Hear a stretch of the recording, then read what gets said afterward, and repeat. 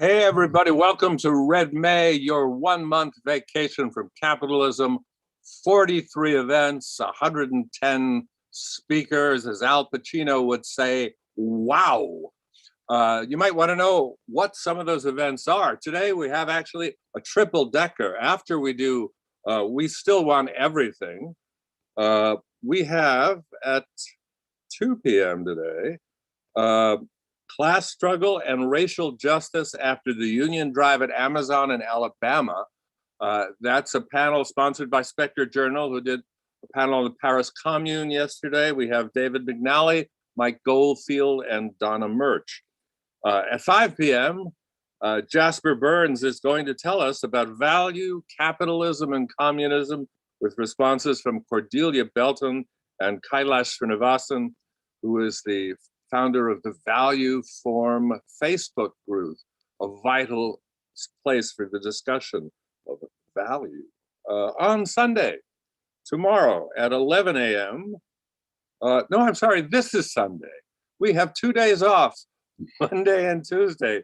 Hooray for that. But Wednesday, we're back at 11 a.m. with There Is No Unhappy Revolution with Idris Robinson and Alessandra Renzi.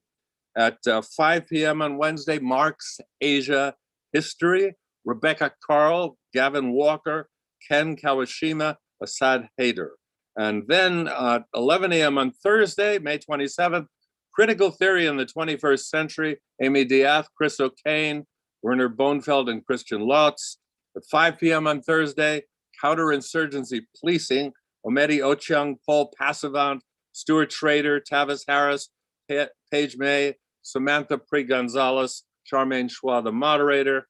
On Friday, Debt After Graeber, Collection and Repossession with Max Haven, Cassie Thornton, Radhika Desai, Lee Claire LaBerge, and Andrew Ross. In short, lots of things to watch. How do we do it? Well, we do it without institutional support. We need money. We need money from you. We need your generosity.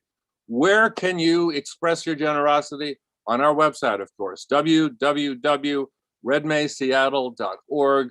We have a GoFundMe. We also have a Patreon with 4 levels, $5, $10, $3, and $20. So give, please. We're dependent on the kindness of strangers. And now I want to introduce the moderator of today's event, Jasper Bernes, who is a poet and the author of The Work of Art in the Age of Deindustrialization and editor of the fondly remembered Commune. Jasper, welcome again to Red May.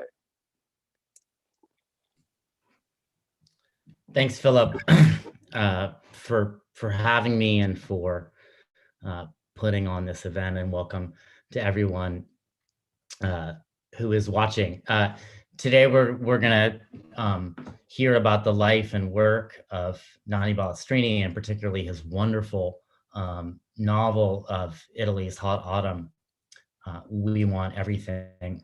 We have presentations from Maria Teresa Carbone, Rachel Kushner, and Franco Berardi, each of whom has a kind of intimate connection to Balestrini and his work. And I won't say much by way of introduction, except to just provide brief introductions for each speaker. But I did want to share a quote about Balestrini's view that is from the introduction to the book that he wrote with Primo Moroni, The Golden Horde, which has just been translated into English. And it's just really, truly incredible. It's like nothing else. And I think this sentence is very fascinating. It says, Balestrini remained insistent until the end that in the decade of 1968 to 1977, there were no serious creative works in Italy, not only because radical publications took the form of essays, analyses, and reports, but also because the most important and creative minds were entirely engaged in politics. So first we'll hear from Maria Teresa Carbone, who is a regular contributor to the cultural pages of the newspaper Il Manifesto. From 2014 to 2019, she coordinated the online literary review Alphabeta 2, founded by Nanni Balestrini, and previously directed the culture section of the weekly magazine, Pagina 99. Her latest book is a collection of poems, Calendario. So let's hear from Maria. Thank you. Thank you very much for this invitation. I'm really honored to be with you today and to talk about Nanni Balestrini. And I'm going to talk not exactly about We Want Everything. I'm going to mention it, but I'm going to talk about Nanni Balestrini as I knew him, and as a cultural organizer mainly, and our work together. And I'd like to start saying that a few days ago, on May 19th, exactly 2 years after Nanni's death, Nanni Balestrini's death, his friend and publisher, Sergio Bianchi, published a volume in which 40 friends, among them Franco, Berardi, Bifo, who's here, and myself, and so on, who worked with Nanni, these 40 friends, and loved him, and took part in this volume. And I would like to begin today by quoting an excerpt by two of them. And the first one is by Letizia Paolozzi, and she wrote, Balestrini came to prominence before 1968, and he continued after 1977. He borrowed elements derived from different forms of communication. He would not dream of rejecting tradition, even though he always aspired to be ahead of his time. He projected himself forward by navigating between genres. By means of language, he tried to change the present state of things, not alone, always in a group. And the second contribution is by another friend of Nanni, G.B. Zozzoli, and who recalls an episode from over half a century ago. Milan, the 60s, a demonstration for nuclear disarmament. The police had ordered that no speeches be made, and the organizers, first and foremost Umberto Eco, decided that the crowd would remain silent. The police had ordered no speeches be made, and Umberto Eco decided that the crowd, in order to protest against this order, would remain silent for 5 minutes. And one of the organizers from the podium was selected to set the example and silence the crowd below. And the choice fell on Balestrini, who then was around 32, 33, a young man. And here I quote Zozzoli: thin and pale, silhouetted against the sunset lights, more rigid than a guard at Buckingham Palace, Balestrini really looked like the corpse of a victim. Thousands of people, and not a fly was heard. I had the distinct feeling that they would have kept quiet even if we had not invited them to do so. Nanni impressed not only the protesters, but also himself. Tonight, he said later while going home, I understood many things. End of the quote. Well, I don't know if that day, as Zozzoli claims, Balestrini experienced for the first time the strength of a mass movement. But certainly, this episode reveals two central aspects of his personality: self-control and the ability to learn from all the opportunities, good and bad, that were offered to him.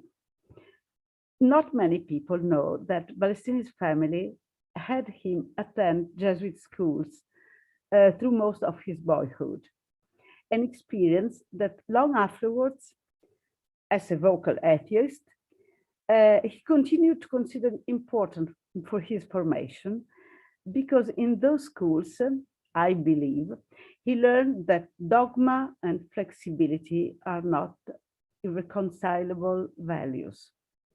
It was on this double axis that he would build his career as a writer, artist, political activist, and cultural organizer. And it is this last aspect, his so-called cultural activism, that I would like to bring to focus with you tonight. So, Balestrini jokingly boasted of being the laziest of writers.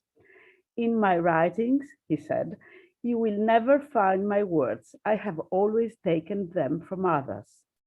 And the same is true for his artistic works, all belonging to the neo-avant-garde poetics of collage, assemblage, bricolage.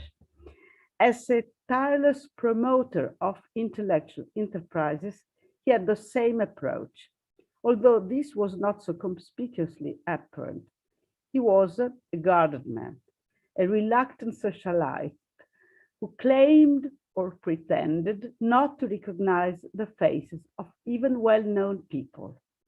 Yet, with the same confidence he showed in editing newspaper headlines into his verbal landscapes, or in transforming rough transcriptions into novels such as We Want Everything or Sandokan, he knew how to cast and recast what one would be tempted to call recurring actors for his cultural enterprises. I'm talking of his lifelong friends, his older brother, Umberto Eco, and semiologist Paolo Fabbri, art critic and curator Achille Bonito-Oliva, and others. And more or less lasting companions, always happy to collaborate with Nanni, even just for a glorified cameo. My own experience with Balestrini was different, as we were introduced for the first time only later, in the 90s. In fact, I met him in 1997 in the Roman office of Costa and Nolan, the small publishing house where I was working as an editor at the time. And Nanni was working for this same publishing house on the issue of issue 0 of a new magazine, La Bestia. This project was probably developed during the pause of a literary workshop that was organized by Balestrini together with critic Renato Barilli. And this workshop attracted dozens of young authors. And in its turn, this workshop had sprung from a conference for the 30th anniversary of Gruppo 63. This was a typically Balestrinian chain of events, an event that gives way to another event and so on. Now, anyway, our relationship intensified the following year with the work on the first issue of the magazine, an issue that never came out because the publishing house closed. A few weeks later, Nanni called me. Have you found another job? Are you interested in poetry? No, yes. And that's how I found myself working at a poetry festival, Roma Poesia, and thus began a collaboration and a friendship that lasted 20 years until Nanni's death. And I'm telling you all this because this is very symptomatic of how Balestrini operated. He knew many people, and very quickly he assessed what they could do, how they would fit into a personal program of his that was still to be fully thought through. Anyway, Balestrini's collaboration with Roma Poesia would continue until the late notes, but the most significant edition of the festival probably was that of October 99, in which Balestrini invented, on the eve of the new millennium, an apocalypse workshop, inviting poets and artists from different countries, poets and artists to whom he was linked by affinity and affection.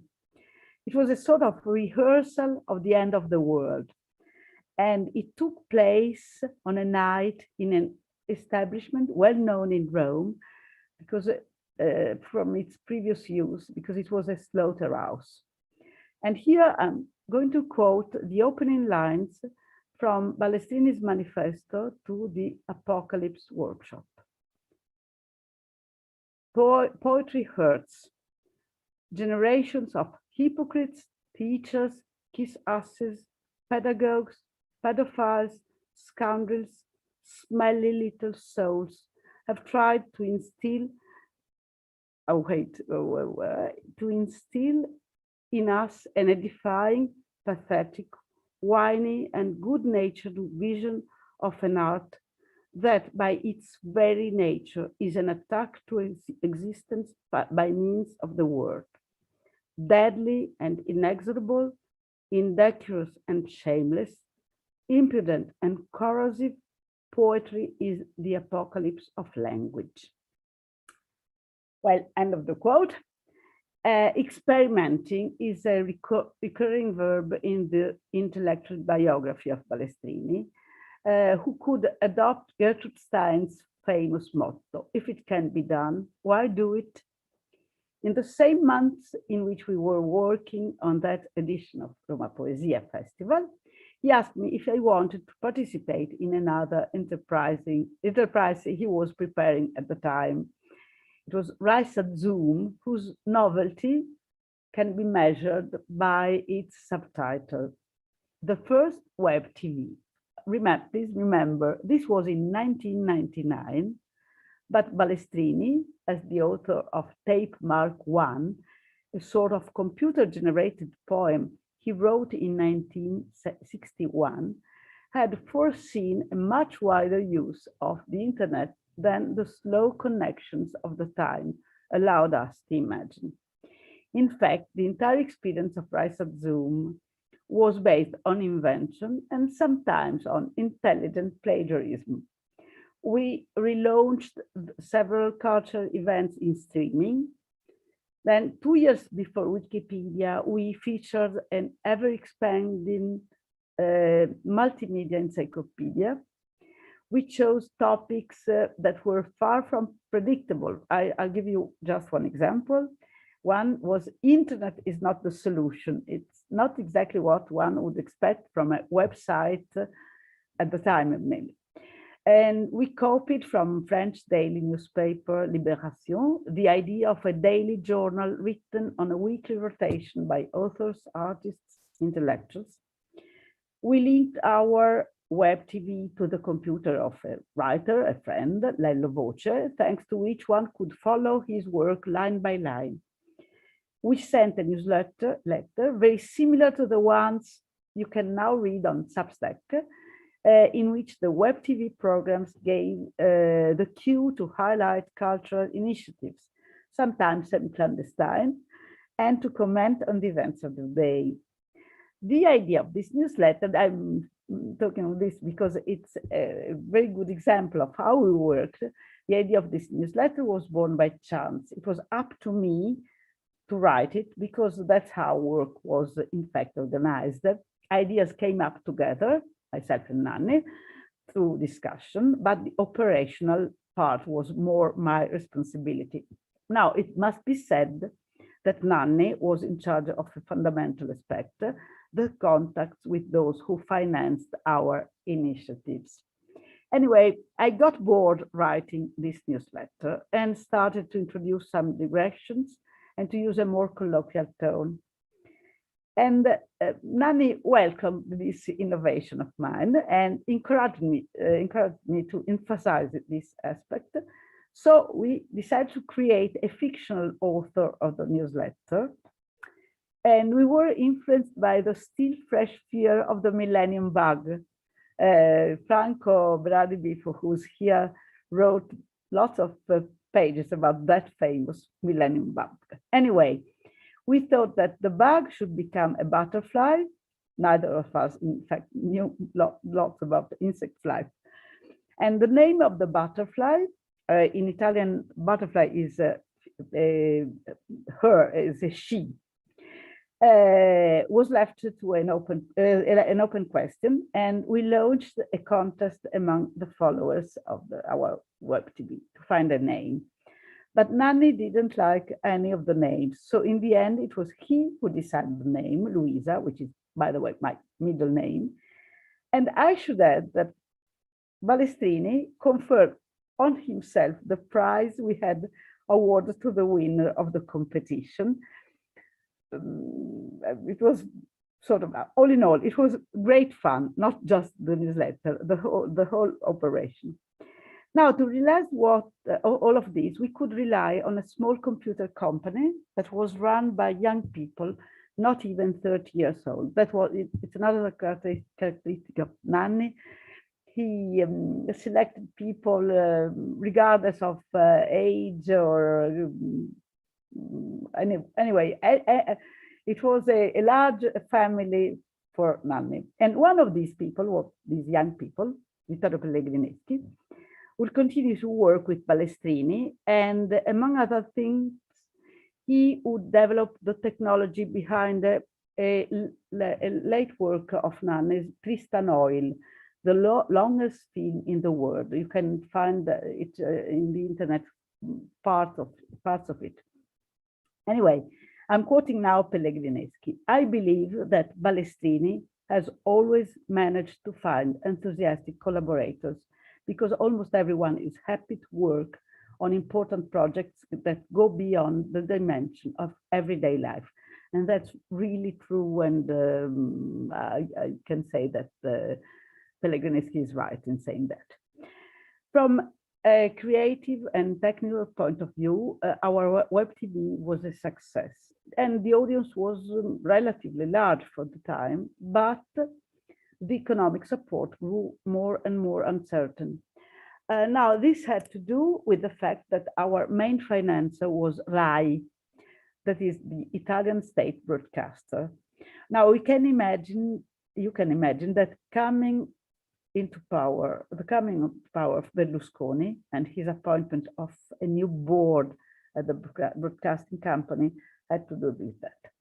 Let me just say that the new men in charge with RAI were not really keen on cultural innovation. So this new turning of events would characterize the first two decades of this century, and this contradicted an assumption that Balestrini had for a long time, that according to him, money is never a problem, and that was less and less true, unfortunately.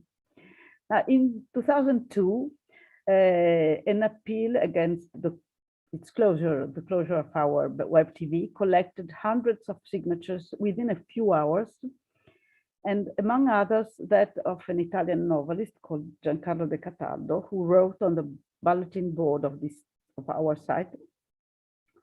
I adhere to the appeal, but I would like to tell you, obviously hoping that this decision will be reversed, what did you expect? Or rather, what did we all expect? So for a couple of years, our web TV remained active. We attempted to self-finance it. But in 2004, we had to acknowledge that the story of our first web TV had come to an end. Anyway, however, its end coincided with the start of a new venture. And this time it was a real television program that aired on a satellite channel called Cult Network Italia. And the name of our program was Mille Piani, 1,000 Plateaus, a tribute to Gilles Deleuze, and at the same time, the expression of our desire to still want everything. So we came up with a rather unusual format. Each episode had a main theme, but no presenter or voice-over, just the montage of images and interviews to talk about the chosen subject. And the first one was dedicated to a topic on which the question, at least in Italy, remains open. How do you talk about culture on television? And there were 2 seasons, and we were planning the third. But when the channel was acquired by Fox, a familiar script was replayed. Mille Piani closed. Finally, in 2010, Balestrini and Umberto Eco decided to revive Alphabeta, the cultural magazine that in the 80s had been able to mix culture and politics, starting from a very Balestrinian idea that talking about books or movies or art is talking about the world. Both Balestrini and Deco were convinced that it was necessary to, I'm quoting, intervene in a scenario marked by cultural, anthropological, economic, and therefore political emergency, and to bet with obstinacy and enthusiasm on the timeless value of intelligence. 2 years later, in an implicit rebuke to the editors of Alfa Beta 2, Enrico, Teresa, and myself, Balestrini wrote in an email, "I believe that more can come from the contributors' proposals than we can commission. A magazine like this must create, and in part has created, a collective in which one writes what one wants, which is usually the best one can give."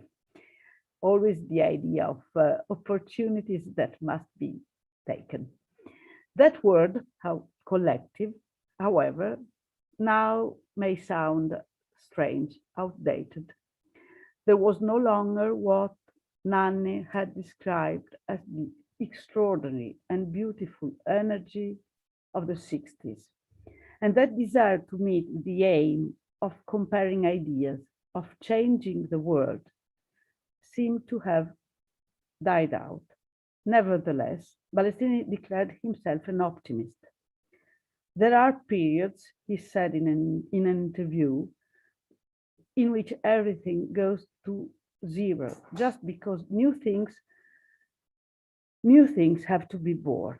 And in his last months, when he was already seriously ill, he began to think of a new magazine, more political, more combative than the previous one. A few months after Nanni's death, Alfa Beta 2 closed its publications. But Sergio Bianchi, the friend and publisher I mentioned at the beginning, has launched a new magazine, Macchina, which corresponds to that interrupted project. With regards to our joint ventures, Balestrini has said several times in recent years that we should have picked up their story. And he was right, as was often, not always, the case. In putting together this brief presentation, I unearthed a large file of papers that I thought had been lost. And I found a sheet of papers with a draft in collage form of a test homepage for our web TV, complete with his notes in the margins. And in the inventory of the first deposit of the Nanni Balestrini archive, which is being formed these days, I saw that there are notebooks, correspondence, pamphlets, press clippings, handwritten notes, and on which it will be possible to work in order to discover an aspect of the figure of Nanni Balestrini that has not been investigated until now. And indeed, much more should be done to fully understand his role, very complex role as a writer, as an artist, and as a, as a cultural creator for more than 6 decades, a very long intellectual life. And I think it will be a very useful work, and not just to know Balestrini better, but hopefully to find some of that extraordinary and beautiful energy that just now we cannot see clearly.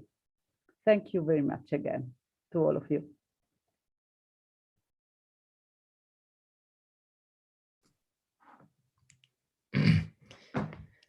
Thank you, Maria. Now we have a presentation from Rachel Kushner, who's the author of the novels The Mars Room, The Flamethrowers, which is in part about the Italian 70s, and Telex from Cuba, as well as a book of short stories, The Strange Case of Rachel Kay. The new book that's out is The Hard Crowd, Essays from 2000 to 2020. And I'll let her continue from here. Thanks, Jasper. Gosh, Maria Teresa, that was so amazing to hear you talk and provide, even if briefly, some highlights of what you emphasize, and something I remember myself, which is that Nanni was involved in art and politics and activism for, something like almost 7 decades. I don't have a similarly, elegantly written out account, but I've prepared a few notes of things, some anecdotal, some less so, on Nanni that I just want to share. But first, hearing Maria's presentation, when she said of Nanni that his emphasis was going beyond the dimensions of everyday life, it's something that's very simply put, and yet I think reminds all of us today the body of Red May, the tradition of it, Bifo, Maria Teresa, myself, Jasper, Philip, probably all of you out there in the audience, what it is we're after. And you know it when you see it, what it means to go beyond the dimensions of everyday life, to try to find a pattern that isn't just a pattern of recent events, but moreover provides some inkling or sense of a direction of where you want to go. And I think it's like a kind of wonderful summation of one of the many spirits of Nanni. So I just wanted to mention that first. Then, so just very briefly, my introduction to the work of Nanni Balestrini was, I guess, in about the year 2005 or 6. I was in Italy, in Milan, visiting my friend Claudio Guenzani, who is a gallerist there, somebody I know through the art world. And I had decided to try to understand Nanni's work, and I went to Feltrinelli and bought a bunch of books of poetry and brought them back to Claudio's where I was staying and said, "What do you think of this poet?" I really knew basically nothing. And he said, "Nanni," he said, "I know Nanni from a long time ago. We were both raised in similar circles, like their childhoods had overlapped significantly, both from very nice families, shall we say." And he ended up telling me that when the repression came hard in Italy in the late 1970s, he assisted Nanni to escape from Italy into France over the Alps. And so that was a kind of mind-blowing moment for me to think about fugitivity, people's personal connections that they share, this very complex, long, past together. And I, of course, became even more interested in the work of Balestrini and in Nanni kind of as a personal figure as well. I ended up, as Jasper mentioned, writing this novel called The Flamethrowers, and it just happens to include a character who eventually has to leave Italy because he will otherwise be arrested, and the narrator drives him up to Courmayeur, where Claudio drove Nanni. And this man skis over the Mont Blanc and is meant to be picked up by the narrator in Chamonix, but does not appear. Nanni did appear and got into Claudio's car. And there you have it. And I guess he was maybe in Paris for a while. So I guess I can say that I was, inspired enough by this story of Nanni and Claudio to kind of steal it and put it into my own novel. So then I ended up, I guess the reason I'm invited here today is maybe partly the Flamethrowers, but also that I wrote a preface to the English language publication by Verso of Vogliamo Tutto, We Want Everything, and then also was invited by Maria Teresa Carbone to write something for a memorial of Nanni in Rome that I could not attend personally, but luckily was able to pen something, and Maria Teresa very quickly translated it.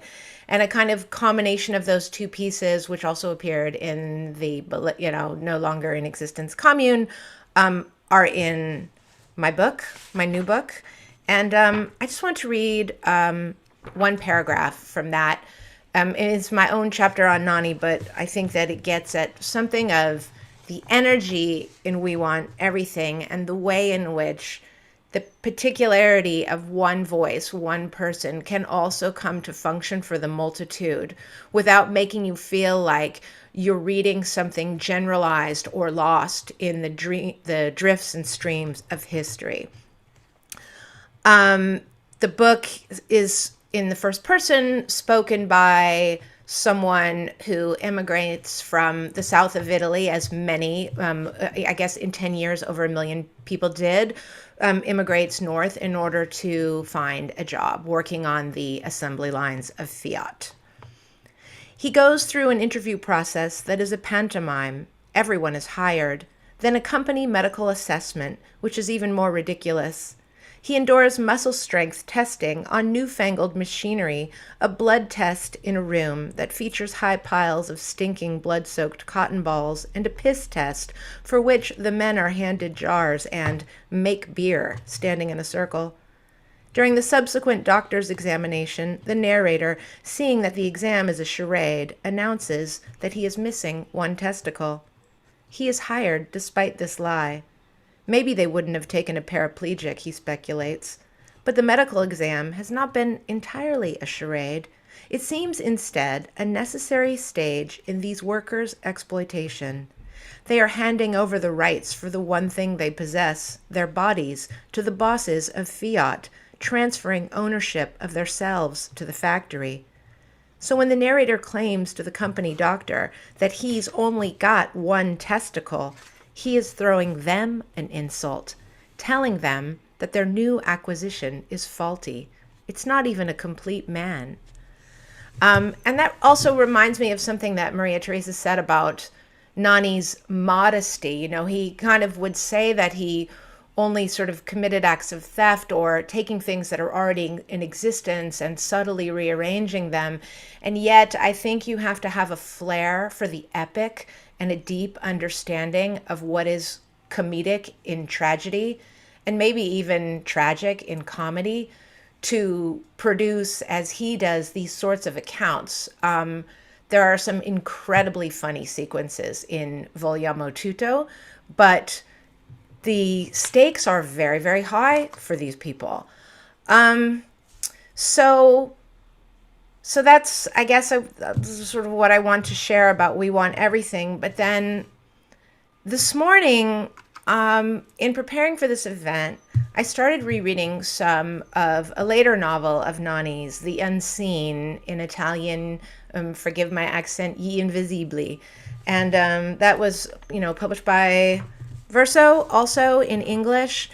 And in rereading it this morning, let me just check the time, make sure I'm not going over. In rereading it this morning, I'm sorry, I'm going to provide a slightly personal anecdote, but in rereading this book, which is to me, a much, much darker book than We Want Everything, I was reminded of the feel, the mood, the vibe in Italy when I moved there myself, just for a year at the age of 18 in 1987. I was in Florence. I didn't know anything about the struggles, victories, and losses of the movement of 77 and of the hot autumn of 69-70. I arrived in Italy in the 1980s, was interested in the language, the art history, the architecture. And what I encountered in Florence was an incredibly bleak, materialistic place. And the people I immediately attached to, I met in a bar called the Blue Angel by the train station, and started hanging out with people who seemed to have learned mostly from the culture of the Hells Angels. They rode Harley Davidsons, they listened to Motorhead, they all had divorced parents, they despised the Pope, they were daily users of heroin and other drugs.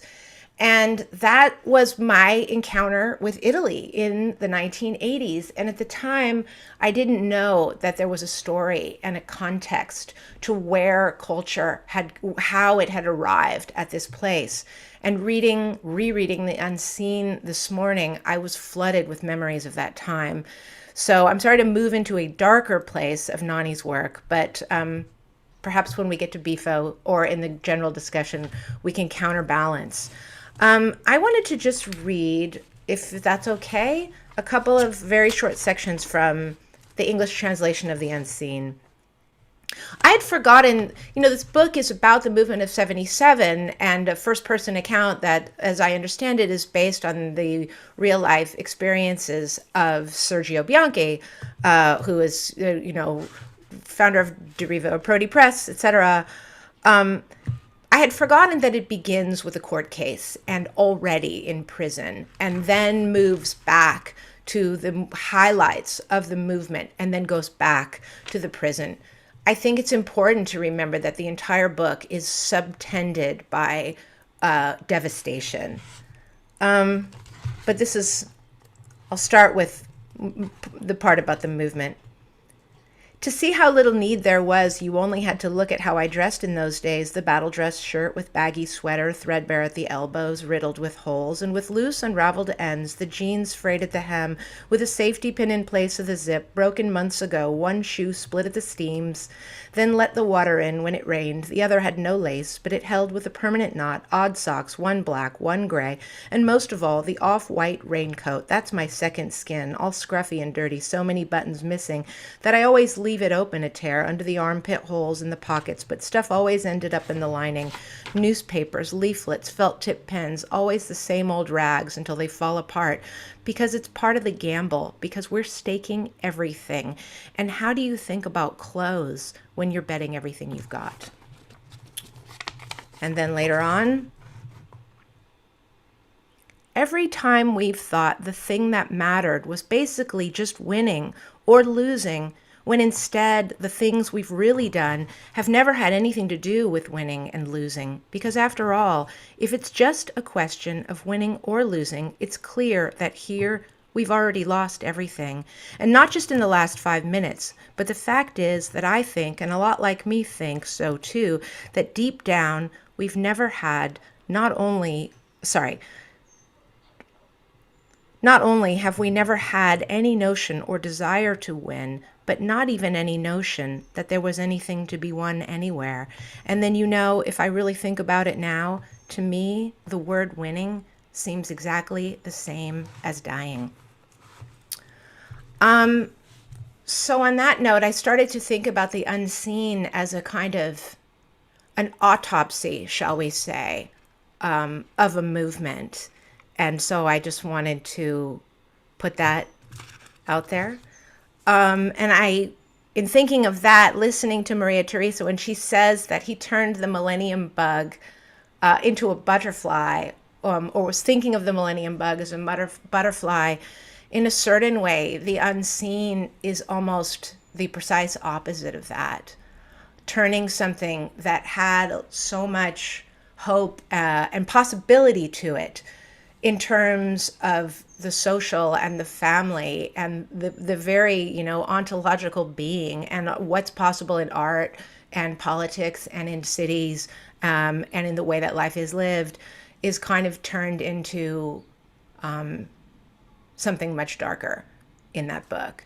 I hate to end on a dark note, but that's how I arranged my presentation.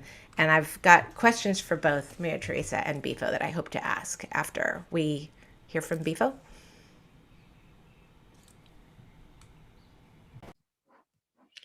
Thank you, Rachel. Yeah, so now we have Bifo, who worked with Nanni Balestrini on The Golden Horde, and is a contemporary writer that is well known. Founded the magazine Attraverso and was one of the founders of Radio Alice, the first free radio station in Italy. And his books are widely available in translation from Verso and Semiotext and other publishers. And so now we'll hear from Franco. Well, ciao. I am in Barcelona these days. For many reasons. One of the reasons is that in Barcelona these days there is an exhibition of the the works of Nanni Balestrini. In one of the most important museums of the city, La Virreina, you can see the works of a poet, because the interesting thing about Balestrini that I can say is that he was a poet, but at the same time, he was a visual artist, you know, and the distinction between those two fields is corroded. The poet is speaking with images, with collage, and at the same time, the visual artist is composing words, bits of information, of language, the eye and the language. This is the main poetical field of investigation of Balestrini. I met Nanni in the year 1970. Actually, I met him in Milano in the house of a common friend whose name is Orestes Calzone. I was 20 years old in that year, and I was escaping from Bologna. I was escaping a warrant of the police. I was a student, and I was wanted for a demonstration, a thing like that. So I was escaping anyway. And I met Nanni, and Nanni told me, why don't you come to Rome? That is more funny than Milano. Why not? And I was his guest for 1 year. I was 20 years old, he was 36, so he was my oldest brother, I can say. And I stayed in his home, in his house in Rome, in the center of the city, and I was hiding, sort of.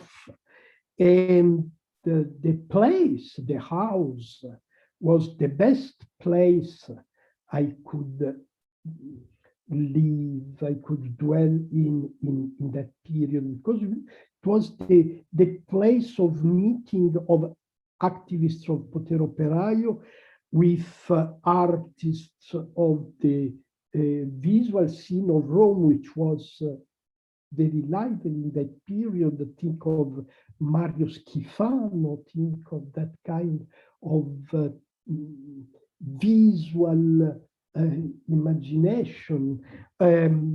So, well, this was the period, this was also the period in which Nanni had published Vogliamo Tutto.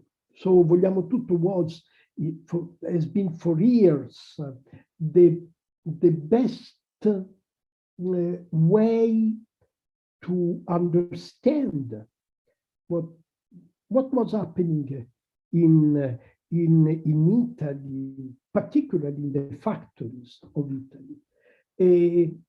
Because Balestrini was a poet, was a visual artist, was a generous person in a sense, but most of all, he was an ironic communist.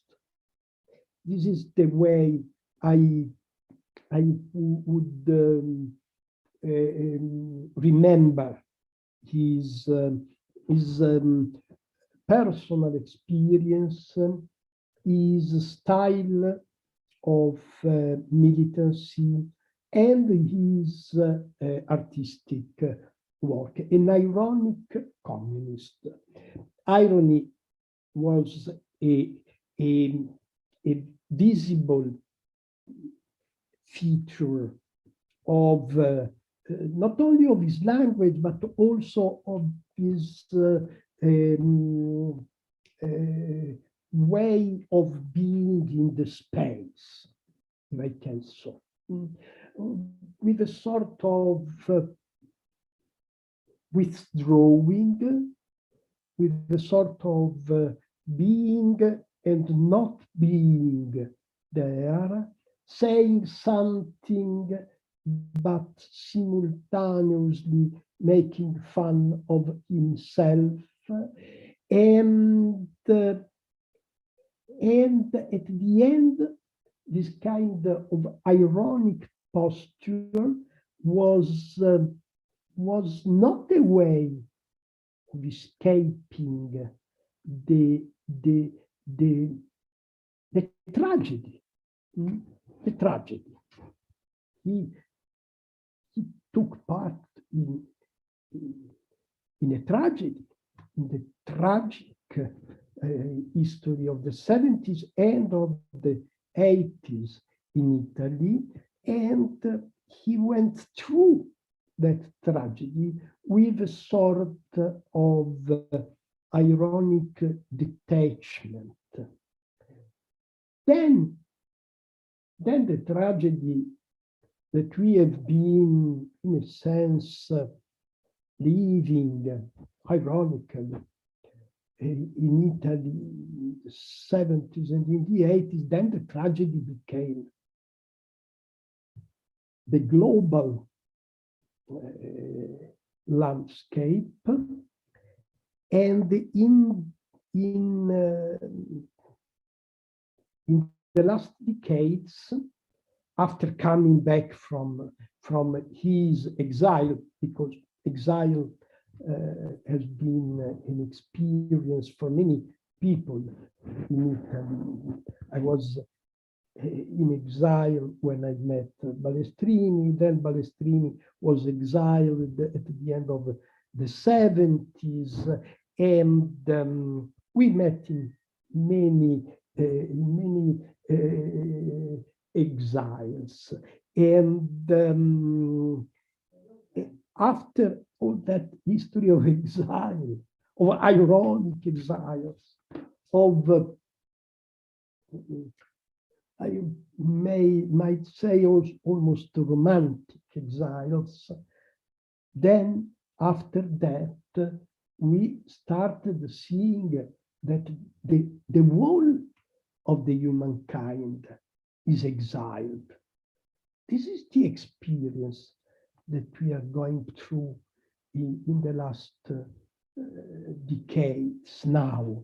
Now, if you look at the world, you see everywhere people who are flying away, people who have no more their houses, people who are bombed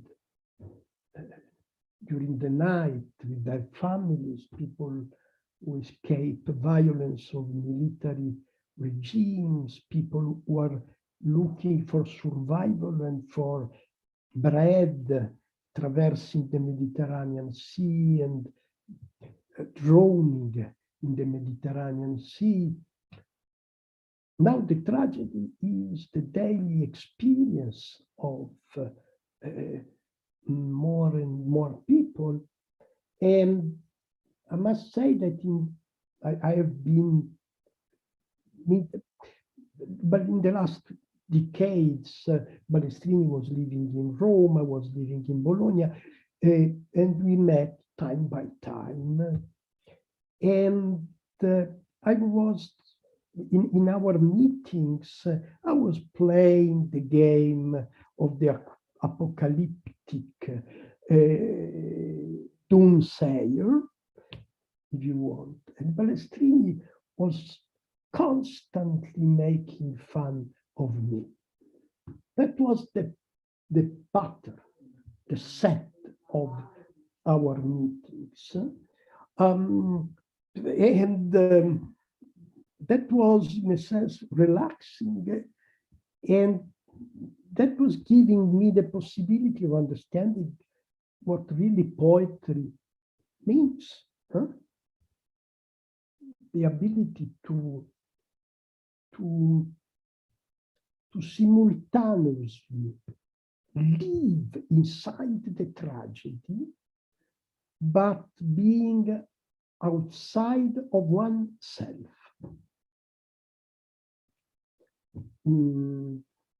Thank you.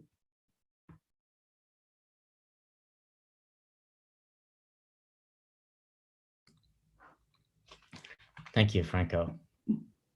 I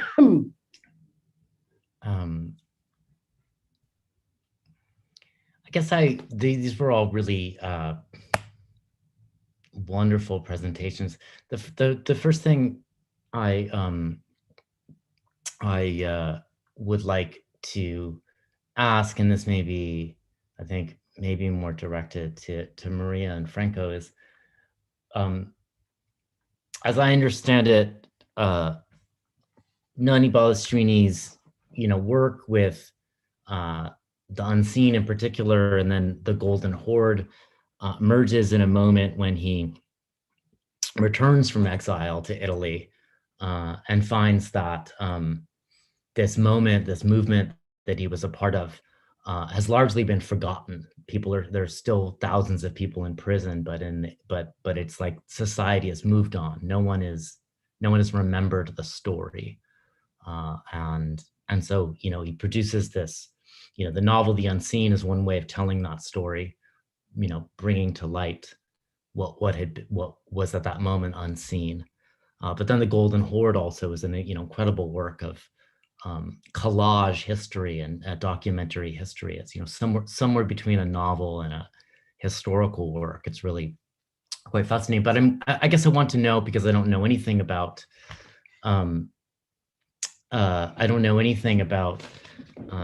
sort of Italian letters currently, is I want to know, was Nanni successful in changing the story and providing some kind of memory for this movement? I mean, certainly here we're now able to read him and their translations, but I just would be interested to know if he was able to sort of change the historical memory in some way, or if Italian society just kind of marched on.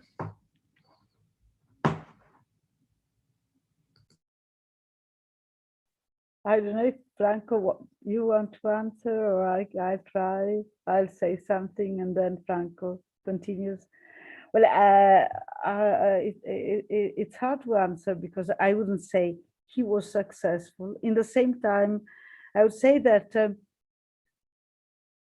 when I said before that when he was seriously ill, I saw him a couple of weeks before he died.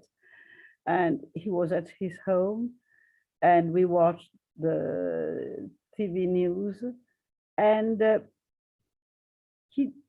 I wouldn't say he felt he was unsuccessful.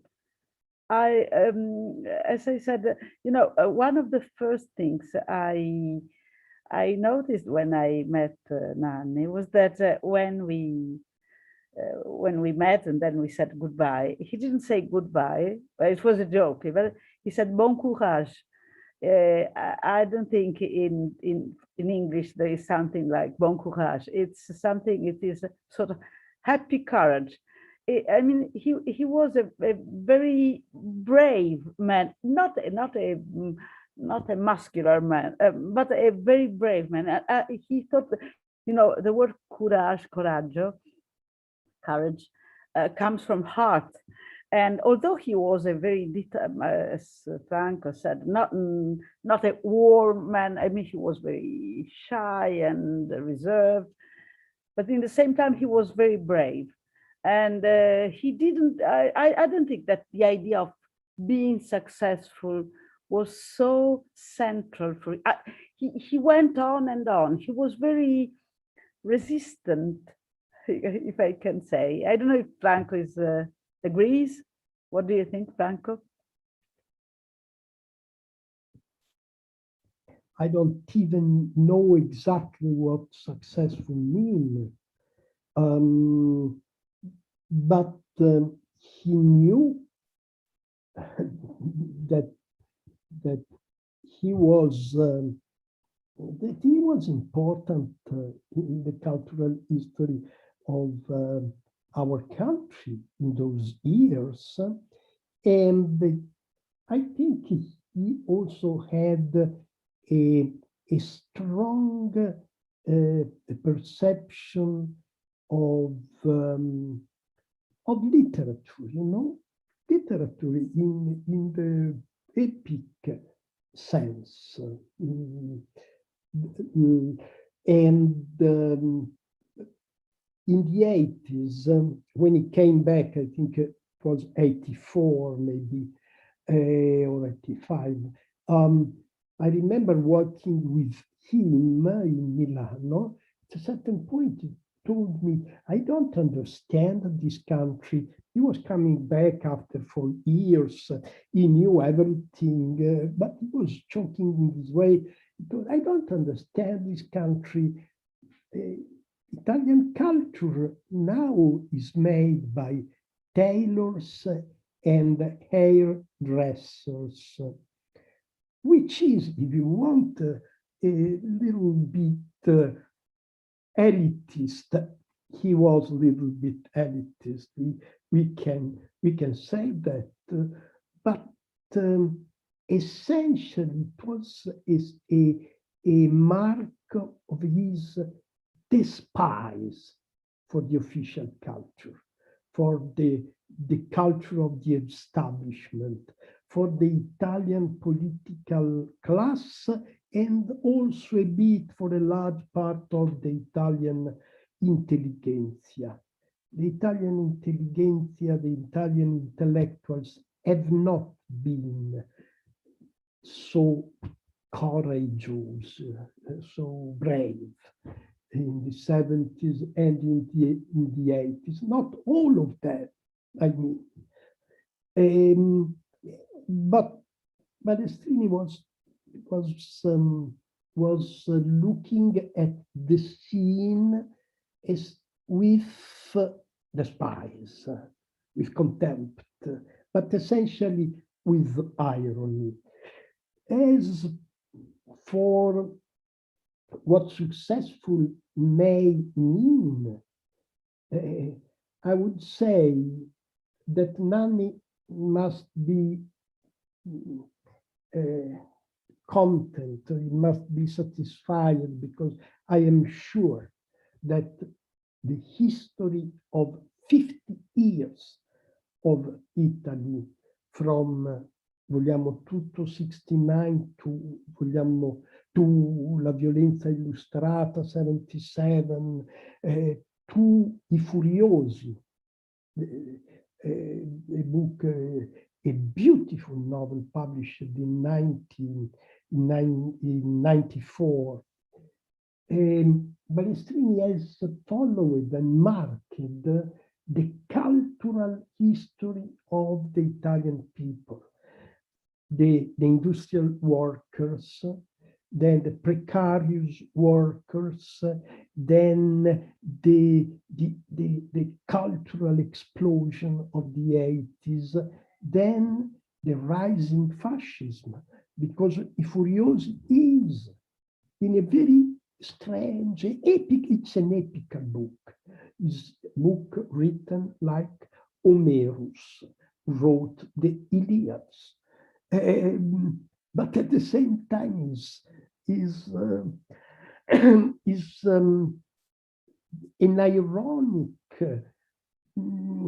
cut and mix of the daily language of those people who had been intellectually destroyed by Berlusconi and by the Italian TV. So you see, 50 years of history, the passage from the last proletarian revolution to the beginning of the age of widespread barbarianism, this is the history that Balestrini has recounted without rhetorics, in a very ironic way, and also, especially in the last 10, 15 years, Balestrini is is recognized by the new generations as the best way to relate with our past with no nostalgia. Looking back, but at the same time going forward. Yeah, I must agree. Add to what Franco says. I agree 100. I really agree.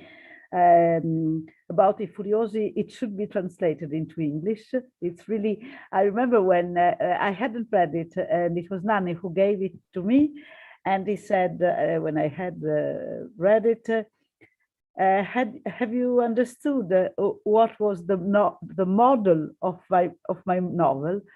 And I said, I don't know. And he said, it's the Iliad. In fact, it was Homer. It's fun because it's a fight between two groups of football fans, but it was Iliad. And after that, he wrote in the early notes, Sandokan. Sandokan, it's about Camorra. It's true that he wrote, it's a ongoing Italian epic. His novels are novels and poems, and that's why, you know, I wouldn't say that nowadays there are so many young people that know Balestrini, but who knows him knows he's how could I say, someone who has still has an enormous role in our culture. And Franco said about literature. Nanni loved literature, of course, and history. He was a keen reader of history. He loved when he spoke to me about the Roman war campaigns. He knew everything about people warring, soldiers in ancient Rome. He knew many things, and he knew, as I tried to say before, he got opportunities and he collected people and ideas. And I mean, he was really a clever man, but he was clever in different ways. And also, I knew about young Franco Berardi that was for a year lived with Nanni. And I must say, it must have been such an incredible experience living for 1 year in Nanni's place and living with all these people he met.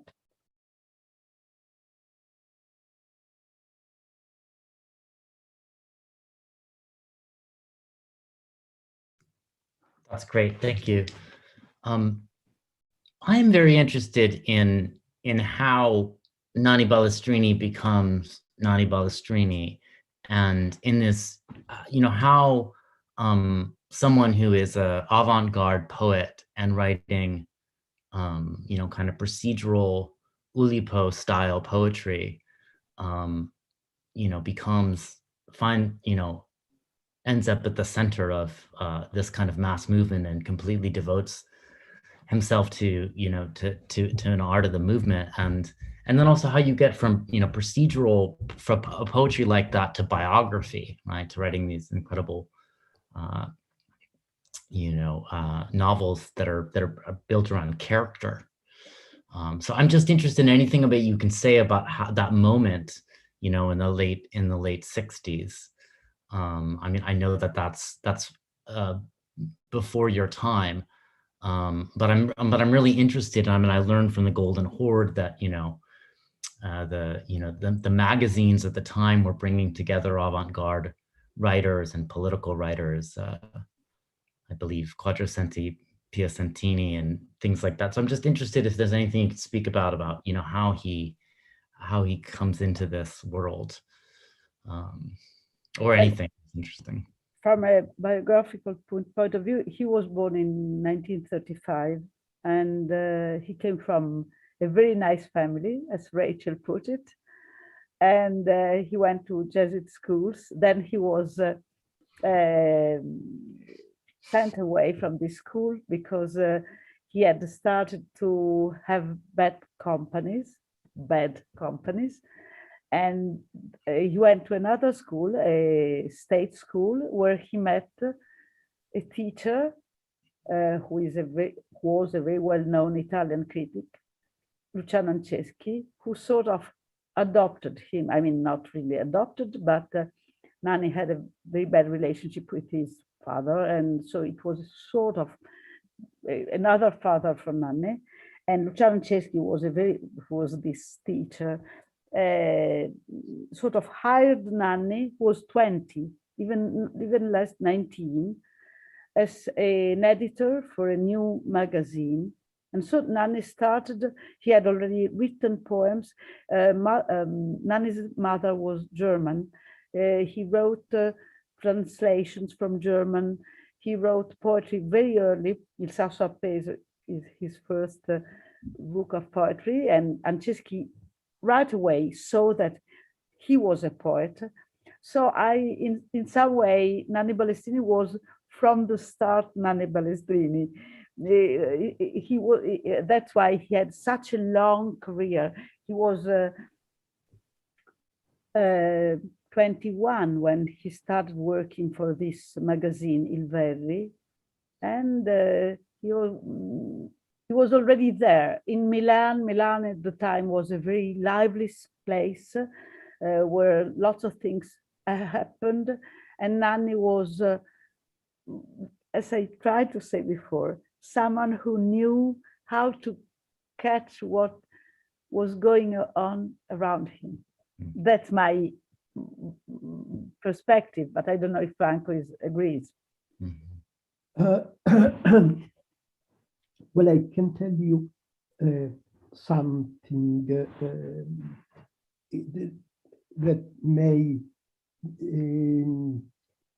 enlighten the situation from my point of view. In '68, I started to go to the University of Bologna at the Faculty of Letters and Philosophy, and the professor of aesthetics of the school, of the faculty, was Luciano Anceschi. So my professor, I went to the lectures of Luciano Anceschi. It was important for me. And in '68, I did not know that he was the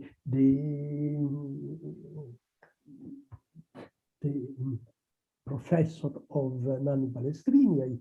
I did not know yet Balestrini, only 2 years after I met him, but Anceschi had on me the same effect, I think, or a similar effect. Then what kind of effect? That is the point. Why Luciano Anceschi is so important? He was a small man, shy, and small, I mean, piccolo, and shy. But he was the virus of irony, the virus of doubt. You know, in the '60s in Italy, in the Italian philosophy, in the Italian culture, there is a sort of battle, which is not a battle, it is an exchange, a discussion between Marxists and phenomenologists. Marxism and phenomenology, and particularly phenomenologic existentialism, have been melting in the Italian situation of those years. And the special mix of Marxist radicalism and phenomenological doubt, refusal of any dogma. That was the humus, the ground in which the political experience of Potere Operaio and the poetical experience of Nanni Balestrini began, came out. The phenomenology is the inspiration of irony, the suspension of Marxist assertion. I think that Anceschi is important for this reason.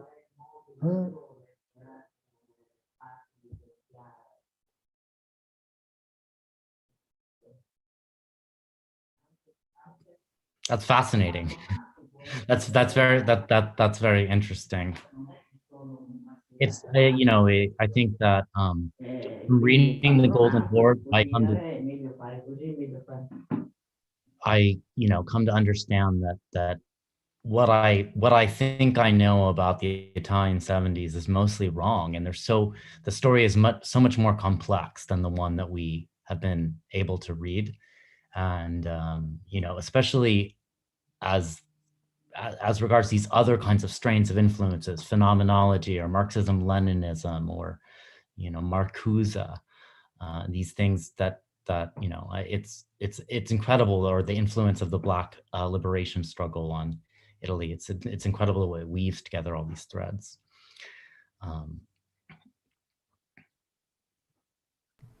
Jasper? Yeah. Could I add something really quickly? I was just thinking about your first question about the legacy of the Italian 70s and whether or not Franco and Maria Teresa felt that, that legacy had been sufficiently remembered more broadly in Italian culture, etc. And listening to them talk and thinking about that question, I just wanted to say that in my own much more limited friendship with Nanni, I didn't meet him until 2014. He had qualities that I have found in other very rare and special people who, as Maria Teresa said, of Nanni, are people who have a talent for recognizing the zeitgeist, what's in the air of the moment, and also a talent for actualizing that moment by providing some kind of togetherness or glue among people, or figuring out what individual people are good at, and basically making things happen together. And that is, if it's putting it a little crudely, a forward-facing kind of orientation as a spirit and a soul, and not someone who feels burdened by overseeing and shepherding a history that they've already lived through into the present. And I did not get the feeling from Nanni that he was overly concerned, like, oh, I was part of this incredible historic time, and if only you could have been there too, and people are forgetting now, they don't know about this or that. There was no crust of the veteran in the way he presented the past to me. There was also no bitterness or interest in other people understanding things from the past, unless that understanding would help them make their way into the future. He seemed someone who was very charmed and taken by life as it was happening, and thinking about the future and how we need to invent new forms for the future. So I think that irony that Franco keeps mentioning is always being reapplied to new things for him, and is not look at look at what we did and you've forgotten it, and more what's happening now.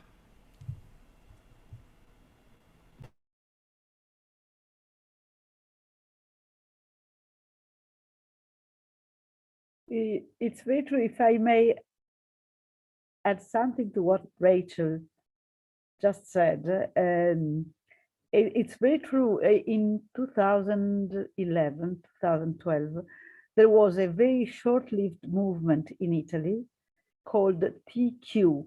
TQ comes from 30, 40, in Italy, 30, 40.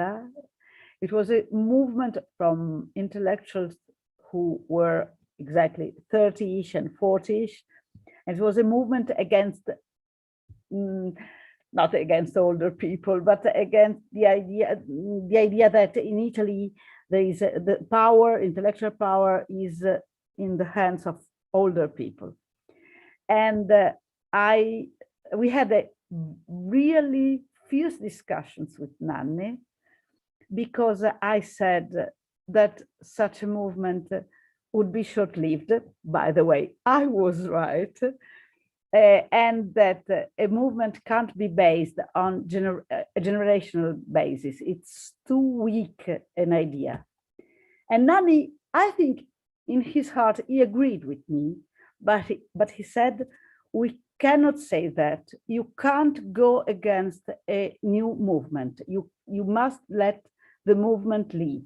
And I remember we had Nanni joked that I was the only person with whom he quarreled. It was a really bad, but I don't know, maybe I said, we must tell them that it's not right. And he said, no, we must be silent. Let the movement leave as it is. So you're right, Rachel.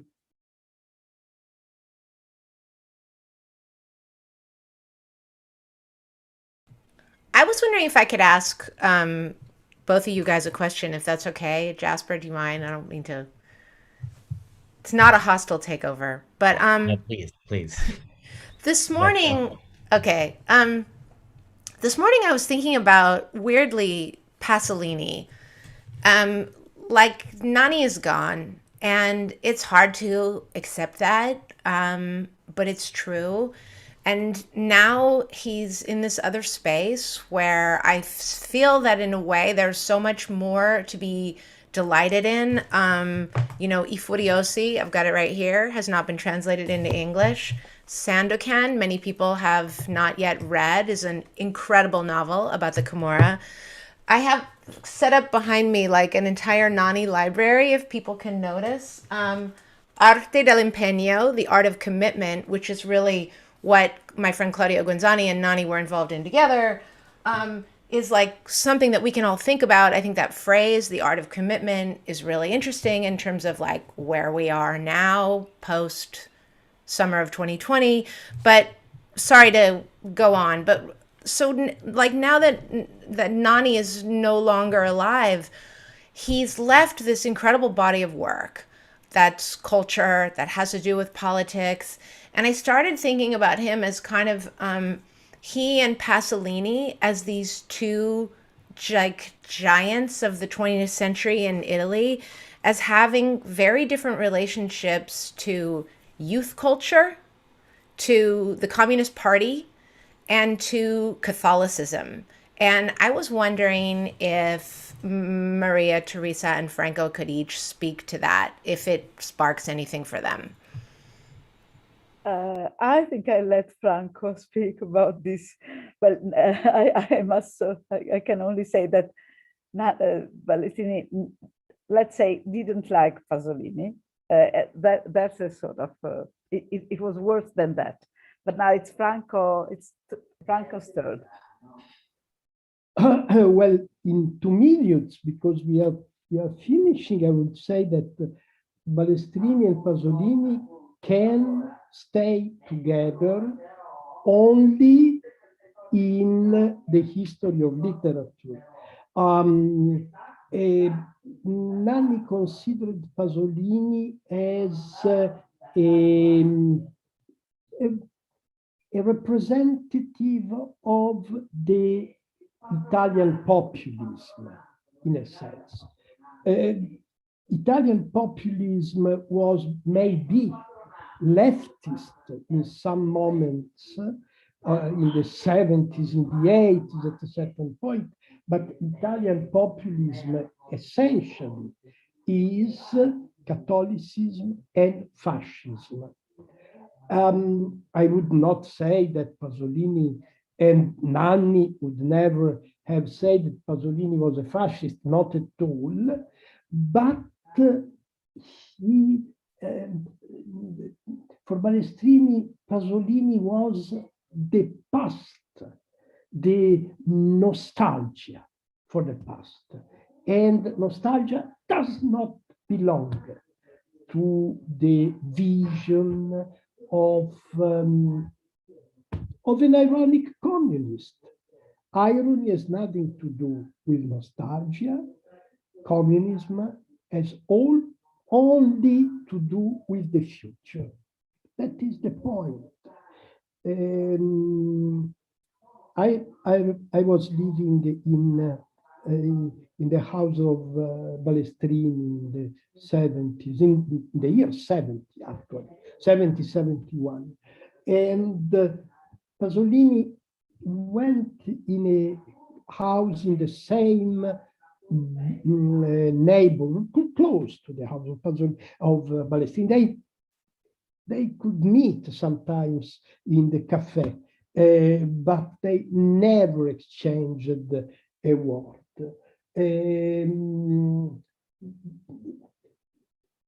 It was almost a comedy in a sense, una baruffa, una sort of, but at the bottom, it was the difference between Balestrini and Pasolini is a good way to understand how the 70s in Italy have been broken between an old populist vision of the social reality of Italy and a modern, postmodern, Baroque, if you want, vision of what Italy was.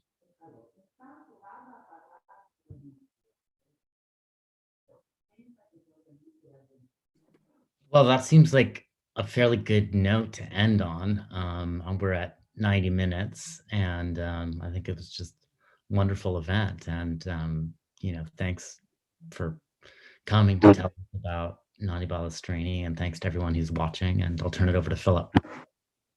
Well, thank you, Jasper. I was just thinking as we're talking, trying to put together something Rachel said with Maria Teresa Carbone, and that is the kind of opposition between the notion of generation and the notion of cooperation and working together.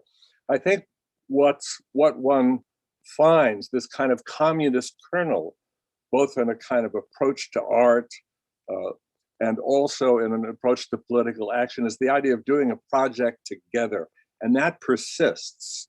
But the effort to turn that into a generational product, to look at the generational quality of it nostalgically, rather than to look at this eternally recurring opposition to capitalism, where people get together to do things and enjoy the fact that they are creating it together, as opposed to individual geniuses creating defined works of art or something like that, is part of this whole mystification process, particularly in terms of, let's say, literature, where figures like Homer, a bust of a man with a white beard, and Shakespeare don't correspond in any way at all to the, let's say, the Flaubertian picture of what a writer does.